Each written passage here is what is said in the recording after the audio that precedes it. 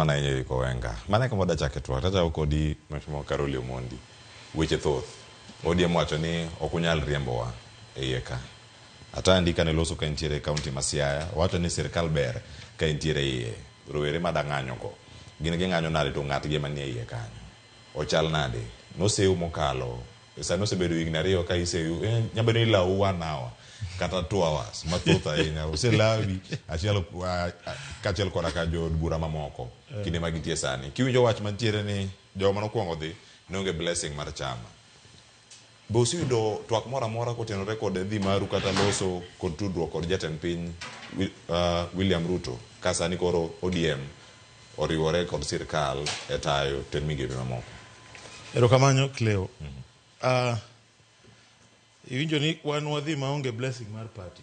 Mana adieri. Nikech nwaseng'eyo ni kwarito blessing mar party to gik makoro ywaruok makoro ineno mar Azimio ni ne dhi bede.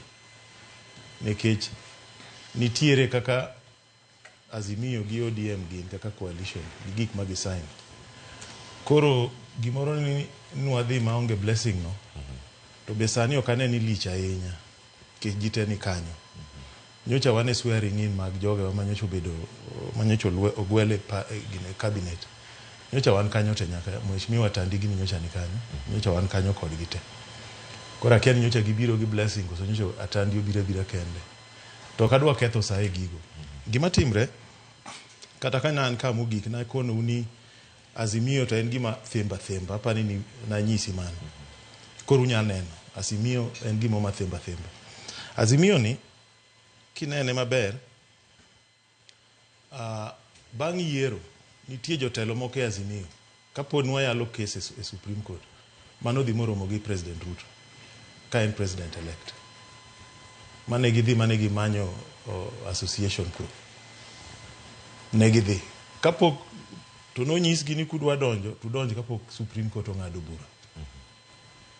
To negi luor. Ka Supreme Court oseng'ado bura gicha gidok. To konigi mane wanyiso unu tim chaka kama. Koro Azimio osebedo gi weche ne mang'eny. Omiyo hata to kadwa wuoye ga mang'eny ahinya. To okane kuma Azimio bro dhiego mbele. Gima timre ka en kama. Kane pok wadonje katiba 2010 ne wan gi ndalo Jaramogi ne wan gi gimoro ni corporation donge nyalo paro katiba machon ne presidential system to katiba to ne mar parliamentary system. Koro nitie kaka ne jo party nyalo unga mariwo lwetgi bang' corporation wadhie moro mani luongo ni NDP maja donge nyalo paro wae maja mwachak waduoge moro e katiba machon koka wadhi Serena kuma ne antie ma wadonje grand coalition. Mane kaka nitie kaka ne corporation go itimo ndalo machon. To katiba manyieni en presidential system e party kacha e bunge nitie mana minority to gi majority side. Koro nitie kaka en ema pod bineno ka gwenyo joge wagi mang'eny. An ok anyal wacho ni ng'ato odhi e sirikal ni ODM onge sirikal. ODM ni sirikal. Nikech naneno bura manotim gi NEC machaka neno bura motim gi Central Management Committee magi golo statement ni gidwa dhi e broad based government koso uno kuneno gik ane mana neno gi kendo an asomo statements go te an kod gi sime ka. Koro an gik madhi mbele gi gima timre en ni nitie gik moko ma ok nyal kelo adhara kisiasa. Koro yudo ka dhok achiel wacho kochomo koni dhok machielo wacho kochomo koni. En ratiro mar duond buche mamoko mantiere Azimio dwaro ni ODM owuogi e iye kanyo to ODM osaramo ni ok giwuogi.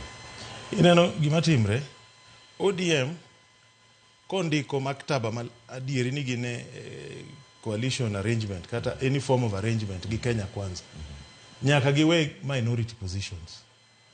Emomiyo ok ginyal sign gino. William Ruto be ok dwa no sign gimoro gi ODM. Kech ok odwa ni sirikande oneni ni gi lines, fault lines ni magi jokoni, magi jokoni, magi jokoni. Ya, odwa ni joman kanyo te joma tiyo ni. Koro embe onge gimo nyalo sign. To kopogre gi mago jo Azimio be nitie gik moko mapod gigeno e NADCO report kucho. Magi dwa pogore i bunge ka.